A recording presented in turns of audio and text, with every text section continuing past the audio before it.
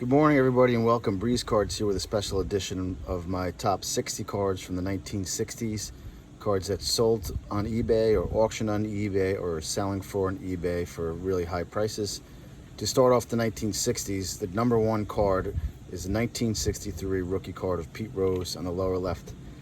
The card number 537 in a Gem Mint 10. This card sold for $717,000. At number two is the 1969 rookie of Reggie Jackson. This is card number 260 of the 1969 set in a Gem Mint 10. This card sold for $115,242. That's in a 4.5. At number three is the 1967 AL rookie stars Rod Carew and Hank Allen. The Rod Carew is what makes the card special. This is card number 567 and a Gem Mint 10. This card sold for $95,213. At number four, Yaz, the 1960 rookie star Carl Yastrzemski. As you can see, he came up with the Boston Red Sox as a second baseman and went on to fill the shoes of one of the greatest players of all time, left fielder for the Red Sox, Ted Williams. And he did a fantastic job in 1967. He won the Triple Crown. He's got 3,419 hits. I think he won 3 batting titles, 6 Gold Gloves. He was the MVP and just a fantastic player. Yaz, card number 148 of this 1960 set and a Gem Mint 10, sold for $83,813. Yes. At number five is the 1965 rookie stars from the Cardinals, featuring Steve Carlton and Fritz Ackley. Steve Carlton became one of the best left-handed pitchers of all time. He's got many wins on many bad teams. In 1972, he won, I believe it was 31 games. But Steve Carlton, his rookie card in number 477 and Gem Mint 10 in 1965, sold for $52,800, auctioned. Next up was the all-time stolen base leader for many years until Rickey Henderson would break it. This is the 1962 rookie card of Lou Brock. This is in an excellent condition 4, but if you had it in a Gem Mint 10, card number 387, sold for $32,541. Next up is the iconic 1968 rookie stars featuring Johnny Bench and Ron Tompkins. And the Johnny Bench is what makes the card one of maybe the best catcher of all time. Card number 247 in a Gem Mint 10, sold for $26,400. Next up, the same year, 1968 rookie stars from the Mets. This card features not only Nolan Ryan, but also Jerry Koosman, who also had a fantastic career. The 68 Nolan Ryan, card number 177 and Gem Mint 9, has never been sold in a 10 yet. But in the Gem Mint 9, sold for $25,400. Next up is the 67 Mets rookie stars, featuring Tom Seaver. Okay, also Bill Dennehy. Okay, hope I didn't botch that. But the Seaver, who is one of the greatest pitchers of all time, card number 581 in a Gem Mint 10, sold for $24,450. Next up is the 1962 rookie card of Joe Torre. He played with the Braves, and he played, I think, with the Cardinals. And he was a catcher and a third baseman. Here's his rookie card, rookie Gold Cup All-Star card from 1962, card number 218 in a Gem Mint 10. This auctioned at $15,344. Next up is the rookie stars, 1963 rookie stars featuring Willie Stargell, lower right. This is one of the best rookie cards from the 1960s. This is 1963, card number 553 in a Gem Mint 10. This sold for $12,131 on eBay. That card is a mint 6. Next up, the Houston Colt 45s, soon to be the Houston Astros, but in 1965, rookie Joe Morgan came up and stayed at second base and was maybe the best second baseman of all time, along with Jackie Robinson and some others. But Rogers Hornsby, Ryan Sandberg, to name a few.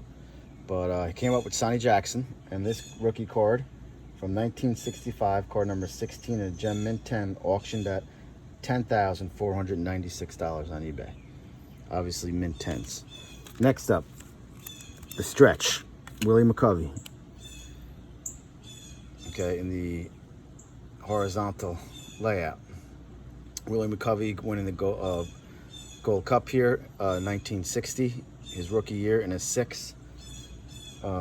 He also went on to win the MVP about 10 years later. The stretch man, many All-Stars, 500 home runs, power hitter. This is card number 316 of the 1960 set. The stretch, number 9. In a Gem Mint 9, sold on eBay for $8,281. All right, that was number 13. We're gonna move on. I'm not gonna go through prices anymore to make the video a little bit quicker. Here's the 1960 Mickey Mantle. That's card number 350. Followed by the 1965 Mantle. Also card number 350. And this is the 62 Mantle, so we're doing some Mantles. The 62 Mantle, that was his card number 200. That was his final season winning the MVP, the Mick, with the borders. Here's a 61 Mantle. The 61 Mantle, card number 300, I have on my list at number 17 of the top cards from the 1960s, followed by another Mantle, 1963 Mantle, card number 200. A lot of Mantles. Here is the 69 Mantle. Now this card is iconic for 2 reasons. Number 1, it's his last card, featured in a set, card number 500. But there's also a variation where that mantle up in the upper left-hand corner is in white, and that's a very rare card to get. I don't have that. That's the 69 Mantle, card number 500. And you can see there he was playing first base his last year. Couldn't handle the outfield anymore with injuries. There's the 66 Mantle, card number 50. The 67 Mantle in terrible condition, but it is the 67 Mantle. Sorry, 64 Mantle. Now we have the 67 Mantle.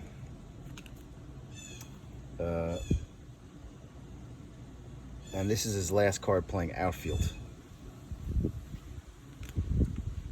Here is the 61 Mantle All-Star, number 578. It's a high numbered card, so this card is a little bit more pricey because of the high number. And then the 68 Mantle, sorry, card number 280 with the borders. And I have another one of those. And rounding off the top 25 is another Mantle. So we did a lot of Mantles. Is the horizontal layout of the 1960 All-Star card, Mickey Mantle, and that is off-center a little bit, but in a near mint 7, and that's card number 563. All right, number 26 is Nolan Ryan. Okay, Nolan Ryan, 1969, that's his first card by himself, card number 533, and that's in a near mint 7. Number 27 is a 1960 Hank Aaron, card number 300. Number 28, the 1966 Willie Mays, in an excellent condition 4. That's card number 1 of the set. That makes that card. Usually they grace the first card of the set with who they think is the best player at the time. Next up is an iconic card. This is the 1961 Roger Maris. And this is the year that, on the last game of the season, broke the single season all-time home run record with 61 home runs in 1961, beating out Mickey Mantle. in the race.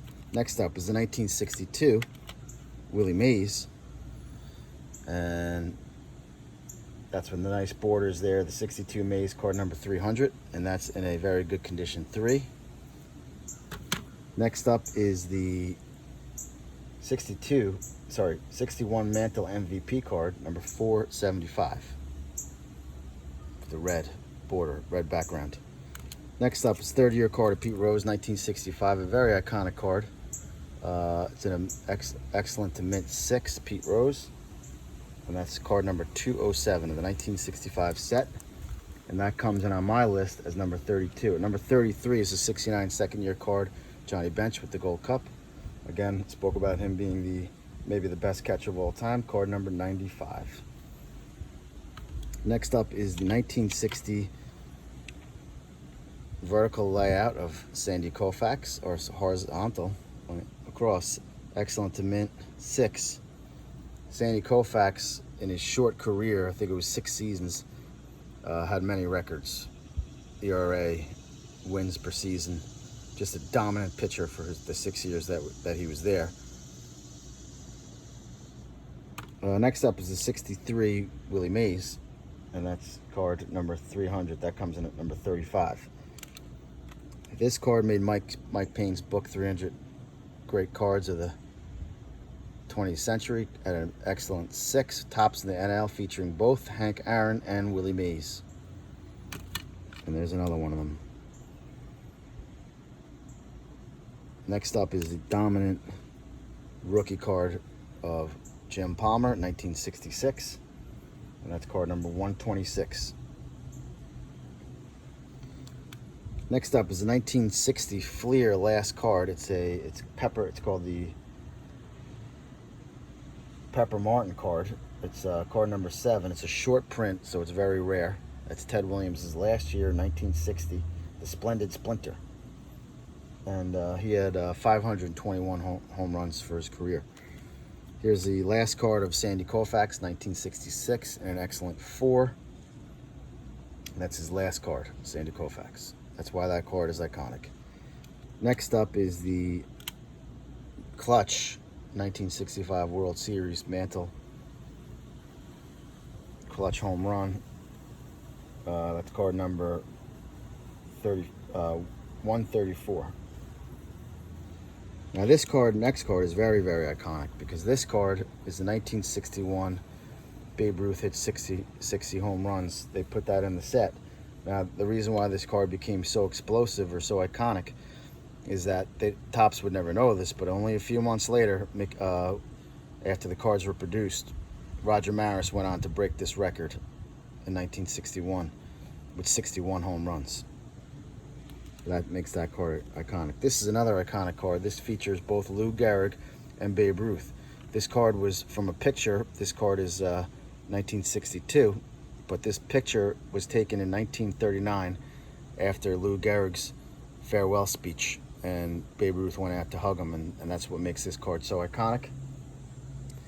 Next up is and we're at number 42 right now, guys. This is the 1968 Bob Gibson. The reason why this card is so iconic is because Bob Gibson holds the record for the lowest ERA in modern day history from 1968 with a 1.12 ERA. Now, there could be a man that's about to break that, and that's Jacob deGrom of the New York Mets, who has I think a .95 ERA.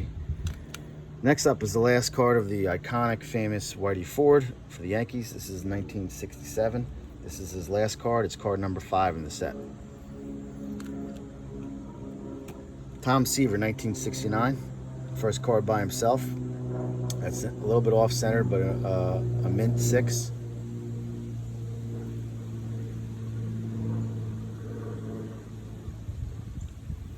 And that's card number 480 and number 45 on my list of the top 60 cards from the 1960s. Here's an iconic card. This is Don Larson's perfect game for the Yankees in the World Series versus the Brooklyn Dodgers, and it's from 1956. The card is 1961, but it's reflecting 1956's perfect game. And there, if you want to know who's behind him, well, it's Billy Morton at second base. 27 up, 27 down in the World Series. I think the only perfect game in World Series history, which makes that card iconic. Next up is the last card of Roger Maris, 1966. And that's card number 365. And that comes in at number 47, I believe. Card number 48, when Ted Williams was a manager, doesn't look too happy there, and an excellent 6 with the Washington Senators. It's a high numbered card, which makes that card, that number 650, a little more rare and a very iconic card to have. At number 49 is the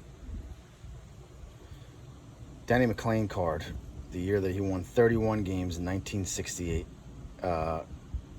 His Cy Young year, Denny McLain, 31 and 6 in 1968 with the auto on it.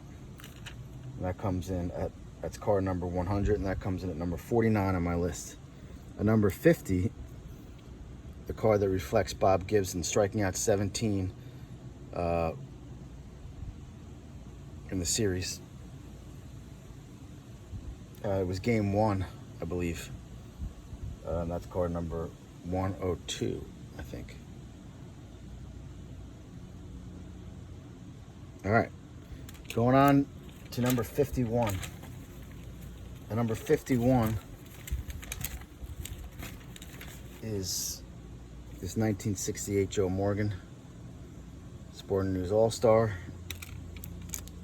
52 is Bob Clemente, otherwise known as Roberto Clemente, from 1969 in a near mint 7, card number 50. 1962 All-Star Mickey Mantle. Number 54. Number 55 is the Duke Schneider in the 1960 near mint 7, off center a little bit. Duke Schneider, 1960. The last card of Warren Spahn, 1965. Here's an error card, and this features Aurelio Rodriguez, but that is not Aurelio Rodriguez. That's the Bat Boy. So that's an error card, one of the few error cards of the 1960s. That's, I think, 68 or 69. 69, I think. And here is Willie McCovey's MVP season. The stretch, Willie McCovey. Here is a 1960 Fleer Babe Ruth. They had a little set they did. Sorry about that. In 1960. And I also have the Ty Cobb. And then in 1961, Golden Press did a set, and that's Joe DiMaggio. Joltin' Joe DiMaggio in mint 8. That's from 1961. Of course, he didn't play then. 1962, Maris, Glass's 61st home run. That's an iconic card. Capturing that in an excellent mint 6, card number 313 of the set. And then to round out the top 60 is the World Series Mantle slams 2 homers in game number 2. And that's in a mint 8. That's from 1961, card number 307. All right, just a couple of bonus cards that I threw in to wrap up the video. I'll make this hopefully quick. This is the 63 Aaron. Here's a Nolan Ryan. This is the Corona card. A rookie star Nolan Ryan from 1969. The card was 70, I think, but it's reflecting 69. Then we got Riley Fingers, rookie card. The rookie star is 1969. Pete Rose batting leaders featuring Pete Rose, Bob, Roberto Clemente, and Cleon Jones. A couple Pete Rose cards.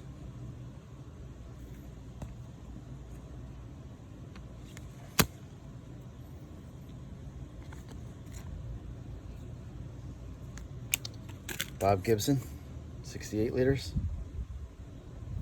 Bob Gibson again. Here is the 67 home run leaders with Yaz, Killebrew, and Mammoth Frank Howard, Nellie Fox, and Harmon Killebrew from 64 All-Star Vets. And we're going to end it here. We're going to end it with that, actually. There's Denny McLain and Jim Cott, Dave McNally. Guys, thanks for watching. Breeze cards here with the top 60 cards from the 1960s that I own. Have a great day. I'm going to do the 1950s within the next couple of days. Thanks for watching. Please like and subscribe. Comment. I know the video is not high quality, but the object here is to show you guys the cards and give you guys a little bit of background on the value of the cards and the reason why some of them are what they are. Thanks for watching, guys. Breeze signing out.